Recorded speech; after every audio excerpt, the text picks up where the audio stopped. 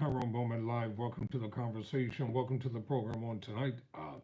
Linda Fagan. She was the first female Coast Guard leader who was fired earlier this year by President Donald Trump. Now she has been evicted from her home, given only a 3 hour notice. So according to NBC News, President Donald Trump's administration evicted former Coast Guard Commandant Linda Fagan from her home with 3 hours of notice on Tuesday. Not even enough time to gather her personal effects, according to two people familiar with the incident. Fagan, a four-star admiral and the first woman to lead a branch of the military, was removed from her post as the Coast Guard's top officer on Trump's second day in office.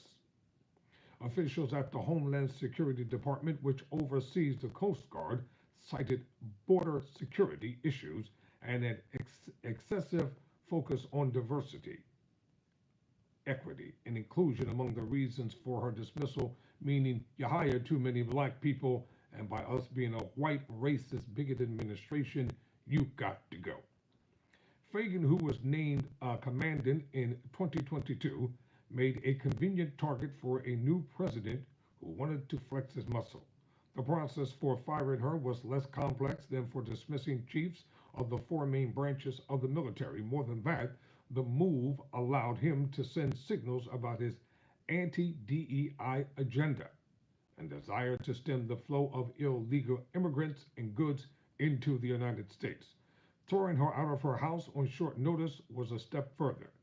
It's petty and it's personal, one Fagan ally said.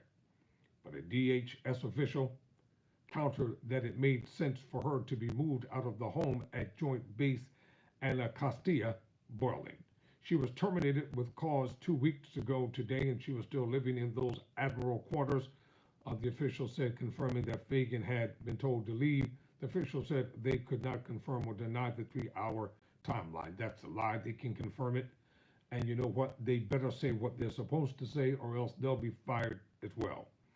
NBC News reached out to the White House and the Coast Guard for comment. Coast Guard leaders had given Fagan a 60-day waiver to find new housing, according to one of the sources. But on Tuesday, Homeland Security officials told the acting commandant, Kevin Lundy, that he had to kick her out because the president wants her out of quarters, according to one of the people familiar with the incident. What goes around comes around eventually. The DHS official was not able to immediately ascertain whether the directive had in some fact come from Trump or whether his name had been invoked without his knowledge. Ladies and gentlemen, when you are the CEO of a company or a CFO, or you are the chairman of the board of a company, you know everything that's going on in your company. It's a really strange power play, the Fagan ally said. Fagan pushed back on DHS officials, taking pictures of the inside of the home. I do not authorize them to come into my house, whether I'm there or not, she told another Coast Guard official.